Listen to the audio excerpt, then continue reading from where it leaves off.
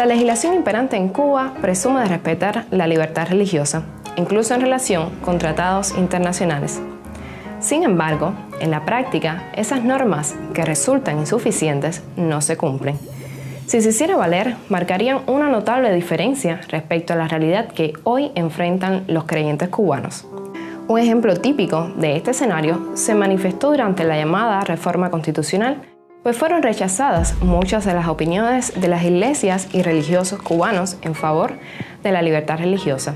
Yo creo que la Iglesia tiene que empezar a usar la misma Constitución para hacerse respetar en este sentido, porque no siempre por parte del gobierno se respeta ese criterio constitucional. Sí vemos un problema con respecto a las libertades religiosas en nuestra nación, y es que la Iglesia, al formar parte activa de la sociedad cubana, ellos necesitan los lugares que están abiertos, que puedan tener la oportunidad de producir su propio contenido y su propio criterio para que otras personas lo conozcan, porque eso es cultura. Cuba ha limitado muchísimo el nuevo registro de nuevas denominaciones o nuevos grupos religiosos. Los que quieren optar por el registro no quieren estar en una condición de ilegalidad. Son ilegal porque no le dan la oportunidad de registrarse simplemente con su credo. Y la Iglesia nunca va a ser un peligro para la sociedad cubana, al contrario, va a ser un beneficio, va a traer pureza, va a traer principios buenos para el desarrollo de nuestra sociedad. La Oficina de Asuntos Religiosos del Comité Central del Partido Comunista es la encargada de determinar qué pueden o no hacer las instituciones religiosas y los credos en Cuba. Dicha oficina es una típica institución de un sistema que limita los derechos de su ciudadanía. Ella llega a controlar desde las cantidades de Biblias que pueden entrar al país hasta las autorizaciones para cualquier actividad o evento. Nosotros aquí tenemos limitaciones al no poder construir templos nuevos, ni adquirir nuevas propiedades como personalidad jurídica. No podemos libremente educar a los niños, a la juventud cristiana en nuestra moral.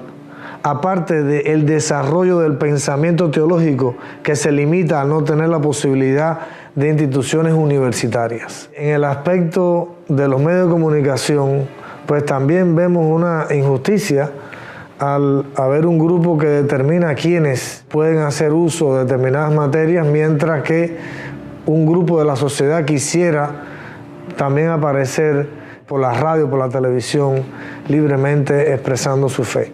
En las acciones caritativas también encontramos limitaciones para hacer, por ejemplo, centros asistenciales que pudieran ser para ancianos, para niños abandonados. También la libertad para llegar a la inmensa población penal cubana.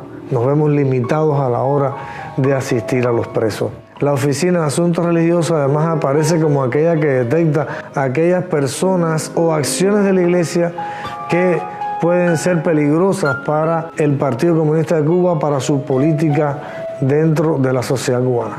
Las iglesias y grupos religiosos han tenido que aceptar en mayor o menor medida las acciones de esta entidad en sus gestiones. De lo contrario, serían vetadas u hostigadas.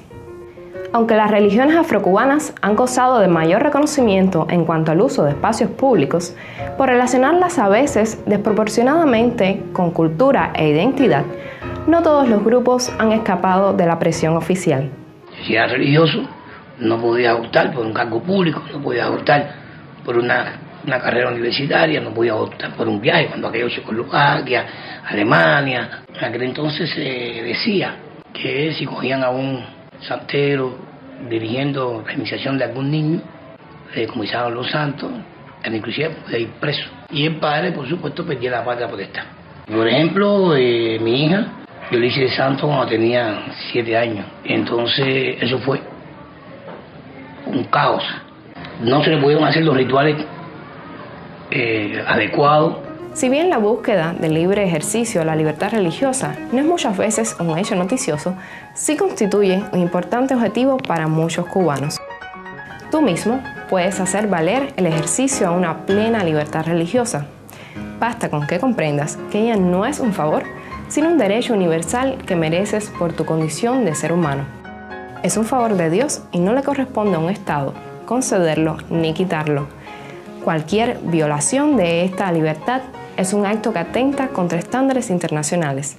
En un próximo video te ayudaremos a conocer cómo la libertad religiosa es amparada por leyes internacionales y cómo el goce pleno de este derecho tiene un positivo impacto en tu sociedad.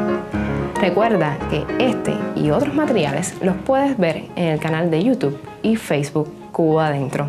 Hasta luego.